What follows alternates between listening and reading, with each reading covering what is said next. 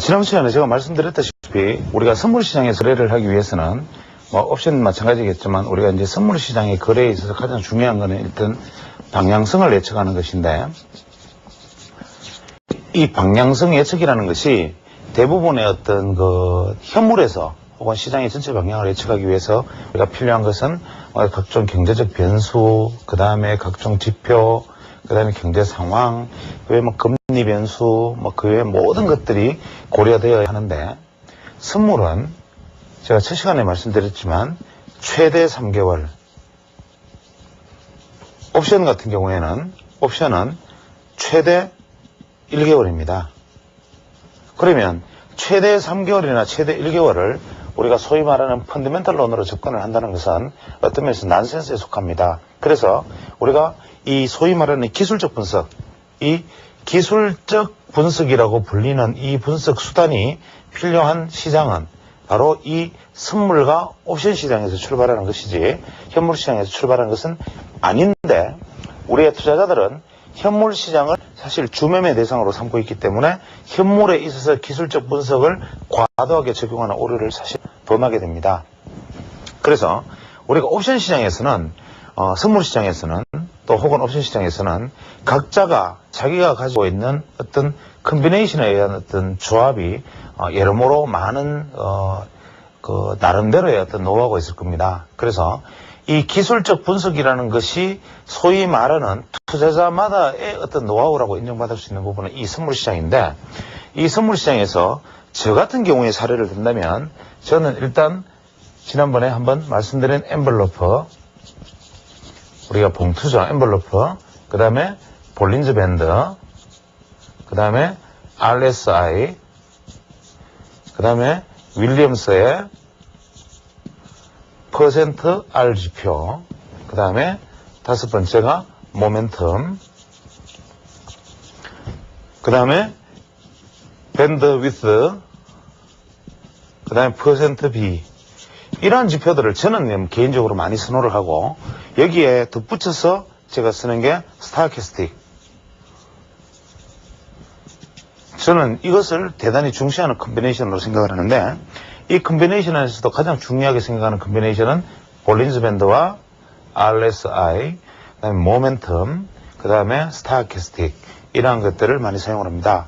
사람에 따라서 자기의 투자의 어떤 분석 방법이나 투자의 수단에 따라서 각자 다 자기만의 노하우가 있기 때문에 그 부분에 대해서 어떤 부분들이 옳다 그르다의 문제는 아니고, 이러한 부분들이 각자가 자기의 취향 안에서 어떠한 것이 내게는 신뢰성 있는 지표인가를 가지고, 또 어떠한 것이 내 투자 방법, 나의 투자 기간, 투자 단위에 따라서 어떠한 것이 가장 이치에 맞는가라는 것을 관점에서 접근을 해야 되는데, 물론 전체적인 보조지표들을 다 얘기할 것이고, 지금 제가 말씀드리는 각자의 어떤 보조지표에 대한 상세한 설명도 나중에 기회를 잡아서 한 개의 보조지표를 가지고도 한 시간씩 계속 얘기를 할 수는 있겠지만, 일단 간략하게 말씀을 드리면, 즉 옵션과 선물 강좌를 진행을 해서 계속 나아가기 위해서 중간에 필요한 이야기를 드리면, 일단 볼린저 밴드에 대해서는 개론을 제가 말씀을 드린 것 같고, 엠블러프에 대해서도 말씀을 드렸습니다. 다시 한번 정리하면, 엠블러프는 우리가 어떤 이평선을 기준으로 해서 어떤 단위 기간이면 단위 기간, 단위 퍼센트면 단위 퍼센트, 이 가격, 즉 우리가 이동평균 값이죠. 우리가 소위 말하는 이동평균 값에 대해서 플러스 마이너스 상하 1,000원을 기준으로 삼던, 플러스 마이너스 2% 혹은 3%의 기준으로 삼던 이러한 어떤 폭을 두는 엠블러프를 가지고, 또 엠블러프를 저는 보통 이중 엠블러프를 사용하니까 2% 선, 3%, 4% 선을 이렇게 두는 이러한 방식의 엠블러프, 이것을 사용할 수 있고, 그 다음에 볼린저 밴드는 이동평균 값에 우리가 스탠더드 데비에이션, 즉 표준 이동 편차를 보통 데비에이션 2, 즉 표준 편차 2 수준의 앞뒤로 놓고 진행을 한다. 이랬을 때 추세의 차이는, 엠블러프는 다시 한번 개념을 잘 한번 생각을 해보죠. 자, 일단 이렇게 두고, 그 다음 RSI는 우리말로 Relative Stress Index, 즉 상대 강도 지수, 상대 강도력 지수, 이렇게 부르는 거죠. 이 RSI 상대 강도력 지수는 문자 그대로 상대적인 스트렝스 강도력의 어떤 인덱스 지수다. 이것은 무슨 얘기냐면 비교 대상이 있는 두 개의 비교에 의해서 어떤 것이 더 강하냐로 시장을 보는 것. 이것이 주 개념이 됩니다. 즉, 이 상대 강도력 지수를 구하는 방법은 우리가 보통 N일 동안에 우리가 며칠간의 상승폭의 합을 상승폭과 하락폭을 더한 값으로 나누어 가지고 곱하기 100을 한 %다. 보통 이렇게 표시를 하고, 그 다음에 두 번째, 윌리엄스 %R이라는 것은 뭐냐면 고점 기준에서 이것이 고점인지 저점인지를 평가하는 값이다. 즉 이것은 우리가 현재 N일 동안에 최고가에서 오늘의 종가를 뺀 값을 분자로 두고 N일 동안에 최고가를 최저가로 뺀 값을 분모로 두어서 이것을 곱하기 100%를 한 것이 이 윌리엄스의 %R인데, 잘 보면 이것과 이것의 차이를 RSI와 이 윌리엄스 %R의 차이를 잘 보면 하나는 N일간의 상승폭, 즉 상승폭을 기준으로 한 것이고 분자는 상승폭과 하락폭을 더한 것이죠. 이것은 최고가 기준의 종가로 뺀 값이니까 이것은 비율의 개념이 되고 이것은 절대값의 개념이 된다. 이건 제가 다시 한번 설명을 하겠습니다. 그 다음에 모멘텀은 굉장히 단순한 지표임에도 불구하고 대단히 유용한 지표입니다.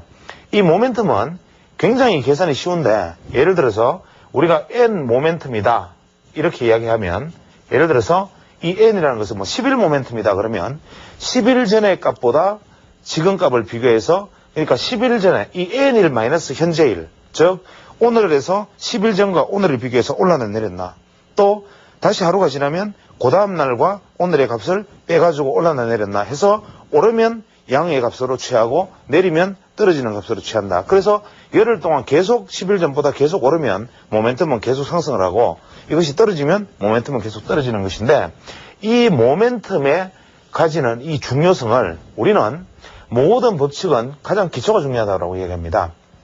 근데 우리가 가장 흘려버리기 쉬운 것은 %R, 윌리엄스 지표, 각종 어려운 이야기들을 많이 하지만 이런 모멘텀과 같은 단순 지표, 이동평균선과 같은 단순 지표, 혹은 우리가 지표에 있어서 일본과 같은 가장 기본적인 것들을 도외시하기가 굉장히 쉽지만, 이 모멘텀의 가장 강력한 의미는 뭐냐면, 모멘텀은 시세에 선행한다. 이것이 굉장히 중요한 이야기입니다. 즉, 대부분의 보조지표는 보조지표의 가장 큰 단점은 바로 후행성입니다. 후행성과 우리가 속임수, 이 두 개가 보조지표의 분석에 있어서 가장 큰 맹점인데, 즉, 가짜 신호가 빈발하게 난다. 두 번째, 이것이 가지고 있는 후행성, 즉, 이미 시장은 올라버리고 매수 신호가 나고, 떨어져 버리고 난 다음에 매도 신호가 난다는 이 후행성, 이러한 것이 가장 큰 문제가 됨에도 불구하고, 실제로 모멘텀은 시세에 선행한다는 관점에서 보면 이 모멘텀이 얼마나 중요한 점을 우리에게 많은 것을 가르쳐주는지에 대해서 한번 깊이 생각할 필요가 있고, 이것이 바로 우리가 일목균형표상에서 후행 스팬의 의미하겠죠. 그래서 이 모멘텀을 분석할 때 제가 지난번에 강좌 시간에 말씀드렸던 일목균형표상의 후행 스팬을 다시 한번 되돌아가서 살펴보신다면 이것은 중요한 의미를 가질 수 있습니다. 그 다음에 밴드위스나 퍼센트 비와 같은 경우에는 볼린저 밴드 폭이 최대한 확장되면 다시 축소가 되고, 축소가 되면 확장된다는 단순한 이치에 따른 것이니까 이 퍼센트 비와 볼린저 위스는 일단은 생략하는 걸로 하겠습니다.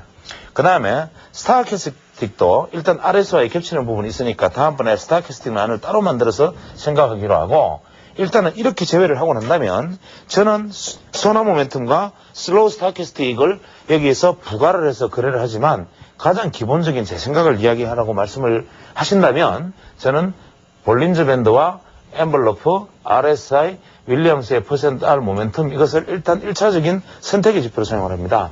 그 다음에 이 엔벨로프와 볼린저 밴드의 차이는 여기서 누차 제가 지난번에도 말씀드렸지만 굉장히 중요한 것인데, 이 볼린저 밴드라는 것은 우리가 주가라는 것이 일정하게 이렇게 움직이다가 갑자기 진폭이 커진다. 즉 진폭이 커지는 비율을 지표 자체가 만들어주기 때문에 진폭이 커졌다는 확산 범위를 알려주는 것이다. 그런데 엔벨로프는 진폭이 아무리 커지더라도 자기 갈 길만 가고, 이것이 진폭이 아무리 커지더라도 이 퍼센트는 항상 이동평균값에 따라서 움직이는 것이기 때문에, 이것은 엔벨로프는 가짜 신호에 속는 방법이 붙는 길이 거의 없고, 일단 추세 변화의 확신을 심어주게 되어 있다. 그 다음에 이것은 과거의 자료를 이용할 수 있다 하는 장점이 있습니다. 즉 우리가 만약에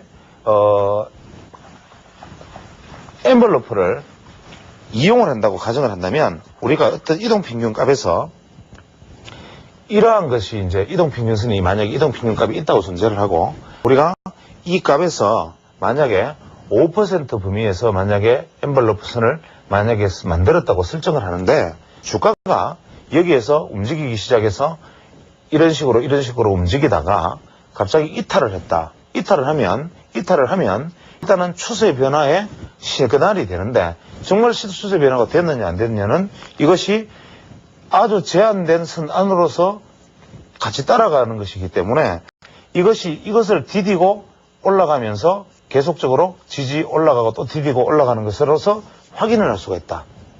즉 신호에 대한 착각을 일으키지 않는데, 볼린저 밴드의 경우에는 이것이 만약에 어떤 최소한의 만약에 우리가 주가를 만약에 그전으로 생각한다면, 삼성전자가 30만 원이라고 가정을 한다면, 여기가 이제 30만 원 선이고 여기가 40만, 여기가 20만 원이라고 가정한다면, 시간이 흐를 때 삼성전자는 이러한 폭의 주가 흐름을 보이겠죠. 이런 식으로 보이다가 이런 식으로 보일 수가 있는데, 우리가 볼린저 밴드의 개념은 뭐냐면, 이것이 가지고 있는 표준 편차값, 즉 30만 원에 대한 표준 편차값 이 범위 안에 들어 있을 경우에는 볼린저 밴드가 좁아져 있지만, 이것을 이탈을 시켜서 밖으로 튀어나가는 순간에 이 편차값이 확대되기 때문에 이것은 무한정으로 확대될 수 있다.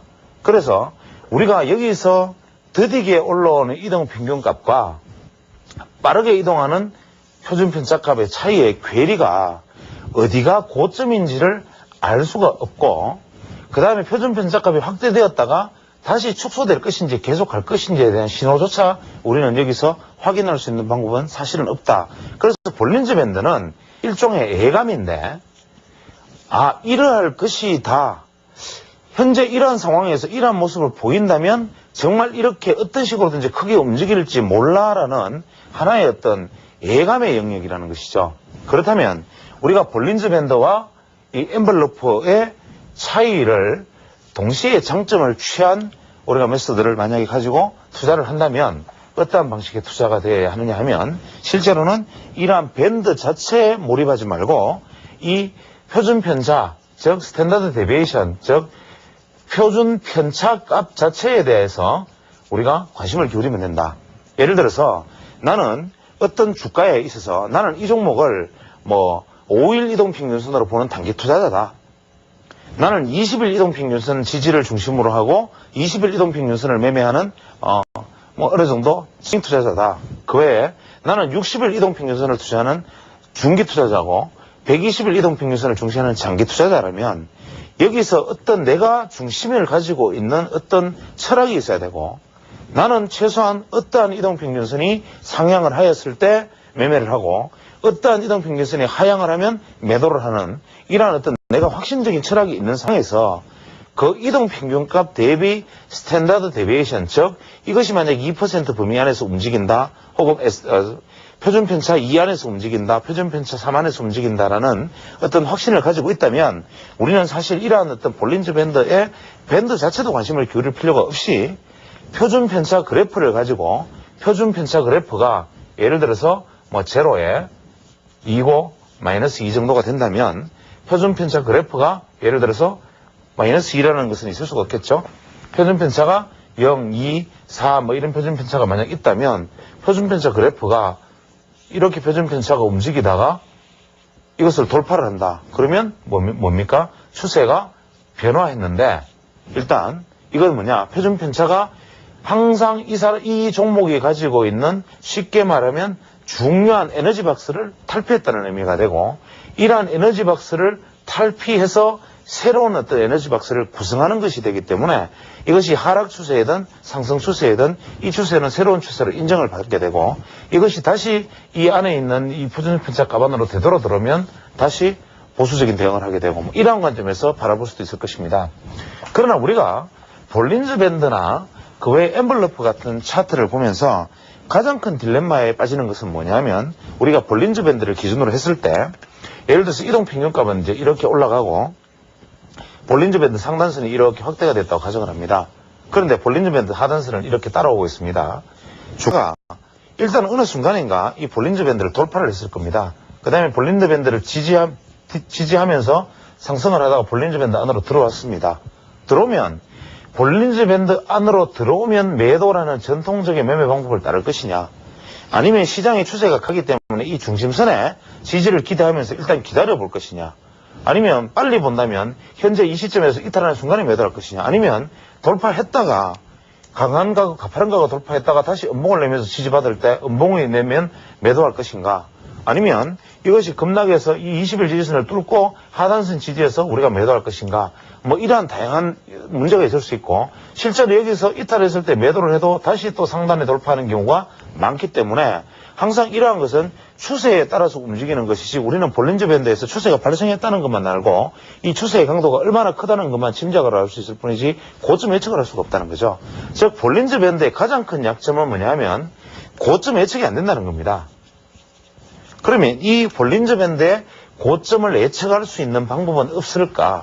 즉 우리가 볼린저 밴드에 주목한다는 것은 냉정하게 말하면 볼린저 밴드라는 그 자체가 중요한 것이 아니고 우리가 주식이라는 것이 근본적으로 수많은 사람들의 심리적 결정체의 총합인데 이것은 뭐냐면 어떠한 방향으로 주가가 이렇게 오르락내리락 하면서 오를 때는 어느 정도 오르면 팔고 싶고 어느 정도 떨어지면 사고 싶고 이런 마인드들이 에너지가 농축되는 거죠. 왜? 학습 효과니까. 대죠. 이 주식은 한 10% 오르면 또 매도하고 또 떨어지면 사고 또 어느 정도 오르면 또 매도 세력이 등장하고 이렇게 가다가 이 선을 돌파를 했음에도 불구하고 매도 세력을 매수 세력이 압도를 했다. 이것은 뭐냐? 드디어 많은 사람들이 지켜보고 숙달되었고 익숙했던 구간을 돌파해 나가버렸기 때문에 이제부터 모든 사람의 관심의 초점이 언제 살까로 바뀐다는 거죠.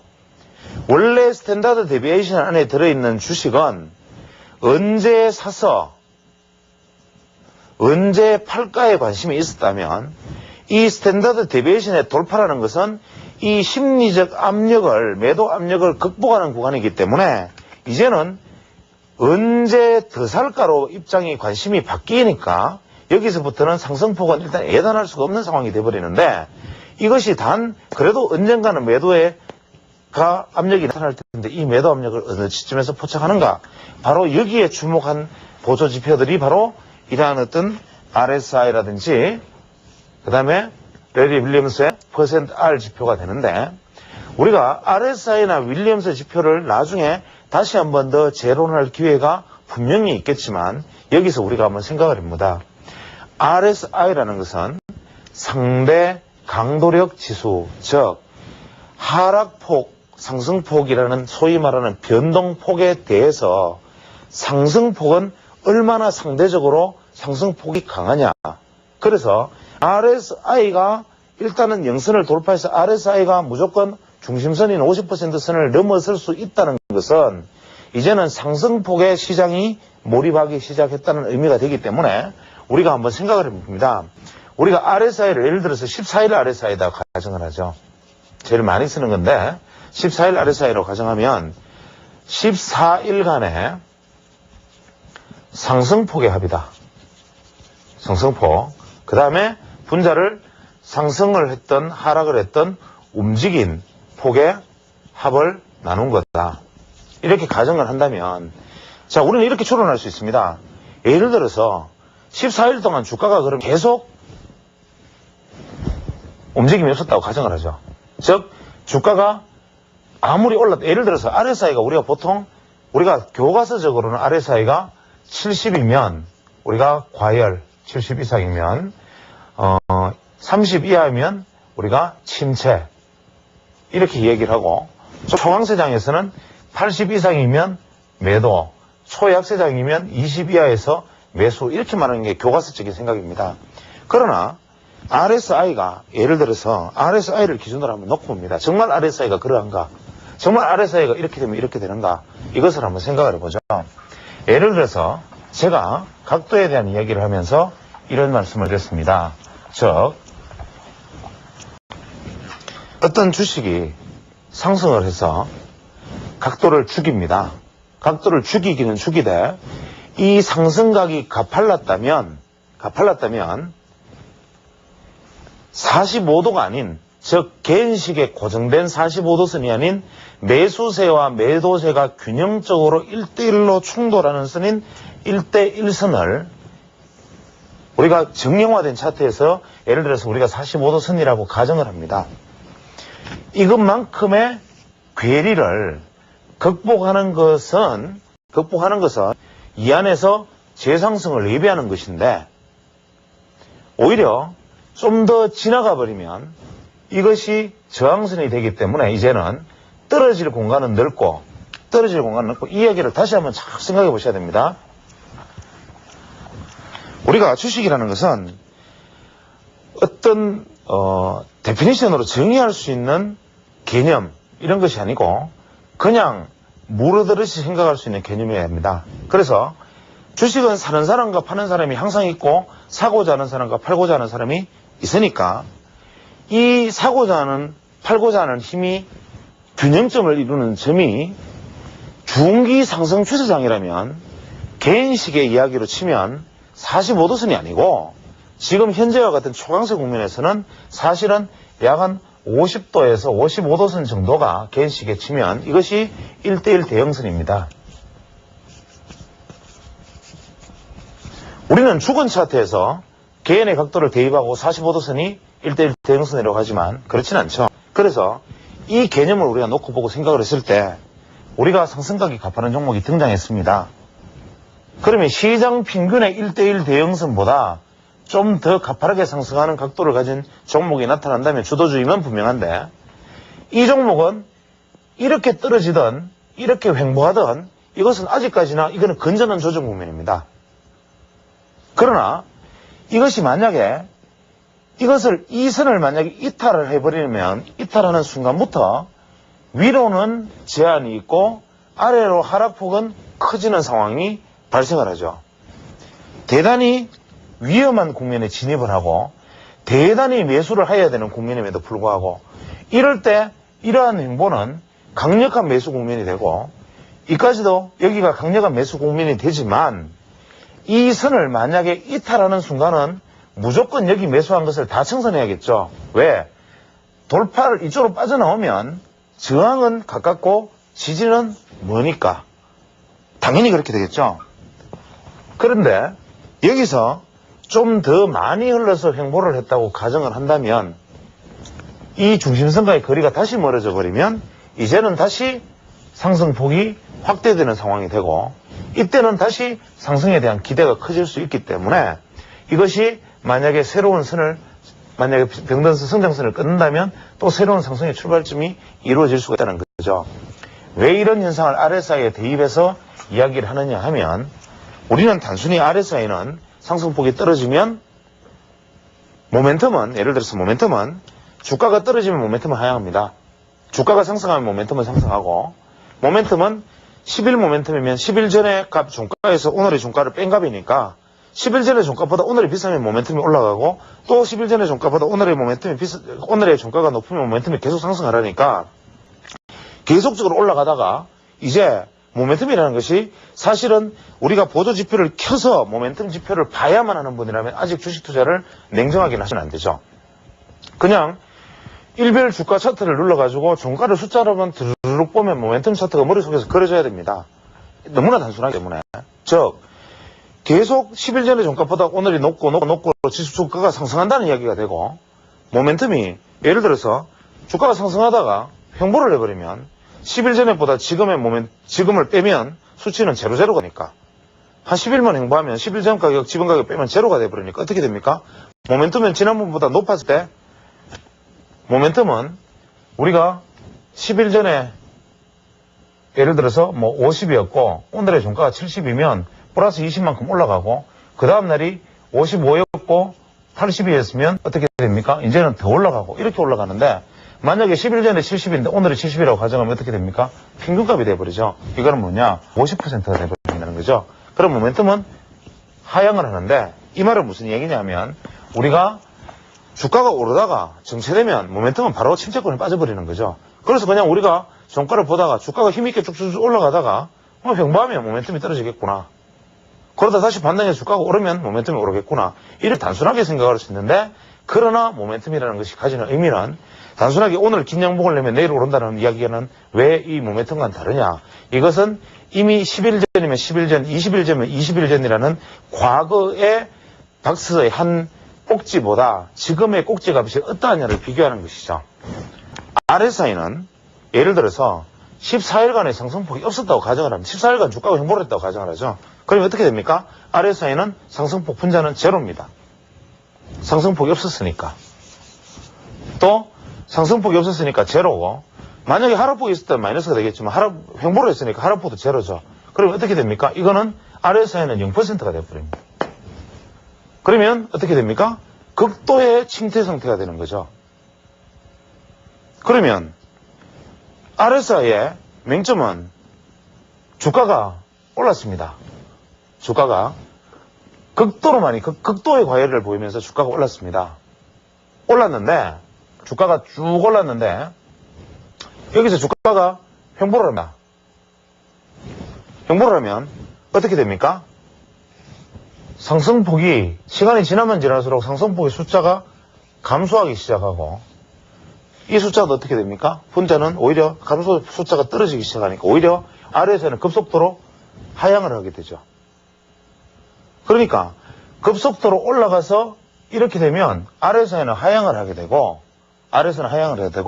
그 다음에 하향한 상태에서, 제로 상태에서 그냥 두면은 상승을 단 하루만 해도 어떻게 됩니까? RSI는 다시 반등을 하게 됩니다. 영선에서. 그렇게 되겠죠? 소폭의 상승만 하더라도. 그래서 우리는 여기서 그러면 예를 들어서 주가 기준으로 여기 올라간 다음에 여기서 가장 최소 단위인, 예를 들어 주가가 100원 단위로 움직였다면 오늘 100원, 내일 100원, 그 다음날 100원 오르면 며칠 안 돼서 RSI는 또 최고점에 도달하게 됩니다. 그렇게 되겠죠? 그래서 우리는 RSI를 어떻게 설정을 해야 되느냐? RSI 지표를. 보통 우리가 14일 RSI, 21일 RSI 보통 많이 설정을 하지 않습니까? 그것을 여러분은 바로 여기서 숙제를 가지고 어떻게 하느냐? 저한테 어떻게 설정하냐라고 묻는다고 하셔도 제가 이 얘기하는 것에 의미가 없을 뿐만 아니라 솔직히 제가 얘기를 안 하겠죠. 그러면 어떻게 하느냐? 볼린저 밴드를 켜십시오. 볼린저 밴드의 이동 평균값을 내가 어떻게 설정하느냐? 나는 내가 어떤 투자자냐? 나는 중기 투자자냐, 단기 투자자냐, 스윙 트레이드냐, 데이 트레이드냐에 따라서 이동 평균값을 설정을 하고, 나는 폭을 굉장히 보수적인 사람이라면 스탠다드 데비에이션을 3으로 잡을 것이고, 표준 편차를 굉장히 단기 투자자라면 표준 편차를 1로 잡았을 것입니다. 그 상태에서 볼린저 밴드를 기준으로 판단을 하지 말고 그냥 두고 같은 폭에 따라서 움직이는 엔벨로프를, 다시 이동 평균값의 엔벨로프를 스탠다드 데비에이션 안에 들어가는 값이, 예를 들어서 이동 평균값이 1000원인데 표준 편차 2는 1100원이더라 라고 가정을 한다면, 같은 시기에 비슷하게 엔벨로프에 1000원에 10% 폭의 엔벨로프를 설정을 하십시오. 그러면 볼린저 밴드와 엔벨로프 개념은 다르지만 현 시점에서 비슷한 폭의 움직임이 일단 결정이 되고, 엔벨로프가 돌파를 해서 디디고 가는 상황에 RSI가 어떤 신호를 내주느냐, 즉 상승 RSI가 나타났다가 조금 지나면 침체권으로 들어왔다가 100원의 가격 움직임에도 다시 과열권으로 들어왔다가 이렇게 설정을 하지 말고 이 엔벨로프와 볼린저 밴드가 내가 설정한 값이 중심선이 움직일 수 있는 수준의 설정값에 맞추어지게끔 RSI를 설정을 해야 됩니다. 기간을. 그렇게 설정을 하면 어떤 일이 생기느냐. 예를 들어서 RSI 수치가 3일 RSI라면 허구한 날 과열 침체를 반복하겠죠. 3일간의 상승폭이 3일간만 횡보해버리면 제로 돼버리니까 3일간만 올라버리면 100%가 돼버리니까 상승폭이 그렇게 되겠죠. 그래서 RSI를 나는 어떤 기준으로 잡을 것인가를 세팅해서 전부 시뮬레이션을 해보셔야 됩니다. 해본 다음에 상승을 해서 RSI가 횡보를 하거나 조정을 받을 동안에 RSI가 바닥을 치고 RSI가 돌아서는 시점이 바로 다시 재상승에 돌입하는 시간. 다시 말하면 각도 기준으로는 이렇게 상승을 해서 이쯤 올 때 RSI가 바닥을 치고 여기서부터 만약에 다시 도닥을 못하면 다시 펠링을 일으키면서 여기서는 매수 신호를 내지 않아야 되고 시간이 지나면 다시 매수 신호를 매도와 매수 신호를 반복해 줄 수 있는 RSI 세팅이 이루어져야 된다라는 것인데 지금 제 이야기가 쉽게 들리면서도 어렵게 들리는 부분이 있으리라는 것을 저는 잘 알고 있습니다. 그러나 주식 투자라는 것은 여러분들에게 예를 들어서 누군가가 소위 고수라는 사람이 저는 인터넷 게시판을 보면 경악을 금치 못하는데 뭐 누구누구 고수의 무슨 강연 누구누구 고수님 누구누구 고수 알레르기 반응이 일어나는 소리들이 일어납니다. 예를 들어서 여러분 스스로도 상승장에서 종목을 하나 사면 떨어지면 더 살아야 보십시오. 옆에 사람에게 무조건 그 종목 오릅니다. 그리고 하락장에서 어떤 종목이 기술적으로 아무리 좋을 것 같아도 그 종목 사라면 꼭 떨어집니다. 즉 추세가 고수를 만드는 것이지 고수가 고수를 만드는 것이 아니고 차트를 분석해서 이러이러한 상황에서 여기서 어떻게 이렇기 때문에 이건 이쁜 차트니까 종목 사라 하면 다음부터 그거 안 봐야 됩니다. 지금 현재 각종 매스컴 각종 이런 곳에서 정말 저희 같은 그냥 보통 뭐 아마추어들이 여러분들에게 너무나 어마어마하고 무서운 말들을 많이 하죠. 이 종목을 사면 돈 번다. 이 종목 사라 팔아라 따라다니면서 사고 팔고 하다 보면 정말 조정장을 한 번만 만나면 지수는 나중에 올라가 있는데 계산은 분명히 마이너스 나 있습니다. 절대로 이러한 어리석은 일들을 해서는 안 되고 반드시 믿을 만한 제도권 전문가나 믿을 만한 제도권에 맡기셔야지 저희들 같은 이런 사람들에게 말을 믿고 고수하면서 하면 큰일 납니다.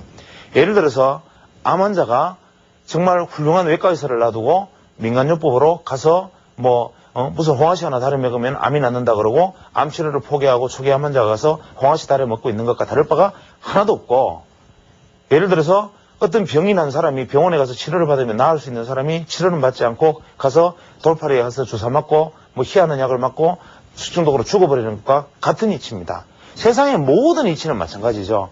예를 들어서 저처럼 현재 의과대학 다니고 졸업하고 공부를 한 지 20년이 된 의사가 하는 이야기가 여러분 주변에 있는 그냥 어디 소위 말하는 야매라는 일본식 용어를 쓰는 그런 돌팔이 사기꾼들보다 제가 못할 리가 만무하고 그런 모든 것이 세상의 이치임에도 불구하고 우리 같은 엉터리 같은 사람들이 하는 이야기를 여러분들은 너무 신뢰하는 경향이 있죠.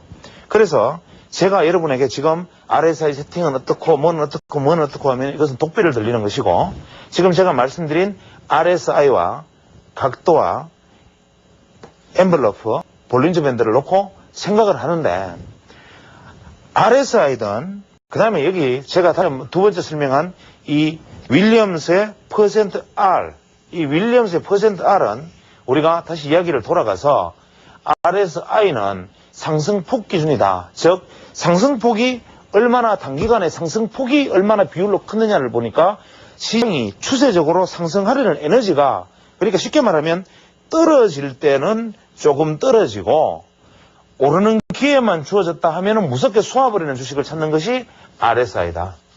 개념.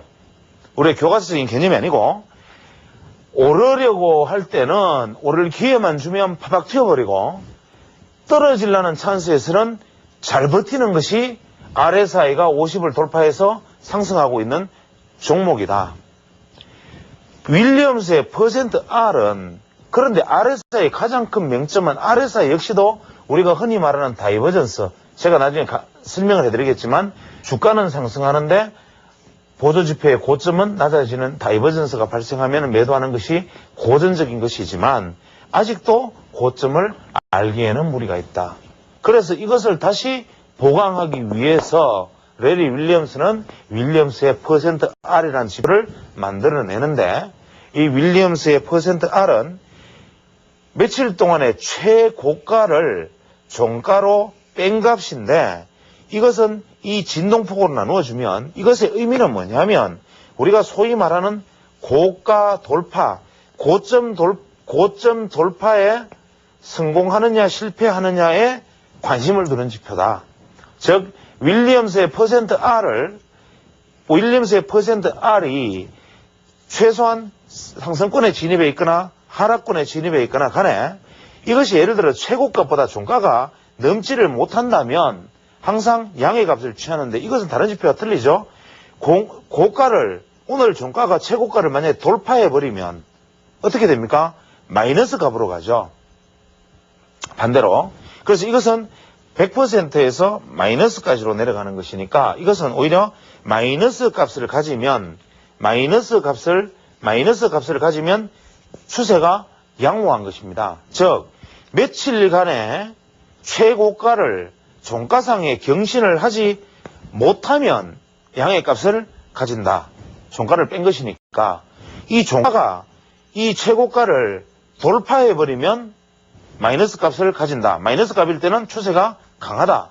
그런데 이 N1이라는 설정을 해두는 것은 뭐냐면 우리가 52주 최고가, 12주 최고가, 1주 최고가 이렇게 얘기하듯이 내가 특정한 어떤 기간 안에 최소한 이렇게 파동으로서 고점을 경신하는 일이 벌어지지 못하면 이거를 확률상으로 생각하는 것이 윌리엄스의 %R이다. 즉 주가는 파동을 그리면서 상승을 하는데 이것이 만약에 각도만 유지를 한다면 당연히 올라갔다 떨어진다 하더라도 각도상 또 며칠이 지나면 이거 고점은 돌파를 해야 추세가 유지가 되는 것인데 만약에 올라가서 횡보를 길게 해도 마찬가지.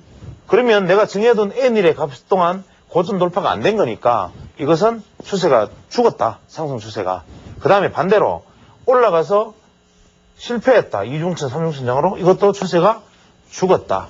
이렇게 말을 하는 것이죠. 이것이 %R인데 우리가 고가 돌파냐 아니냐, 즉 신고가 돌파해서 나가는 종목들이 강하다라는 관점에서 보는 것이 윌리엄스의 %R인데 볼린저 밴드와 적용해서 시뮬레이션 해보면 재밌는 것이 많고 이 이야기를 하면서 각도에 다시 대입을 해서 생각을 해본다면 이렇게 가는 각도는 각도를 만들면서 계속 가줘야 되는데 주식이 만약에 이렇게 가다가 이러한 각도를 이탈을 해버리면 즉 이 각도를 여기서 이탈해버리는 둔각이 발생하는 순간 이미 이 추세는 끝났다. 각도론에서 이 추세는 끝났다고 볼 수 있는 것이죠. 그 다음에 이 추세가 살아남기 위해서는 반드시 이 각을 보상해주는 초상승이 일어나지 않으면 이 추세는 끝났다. 각도론으로.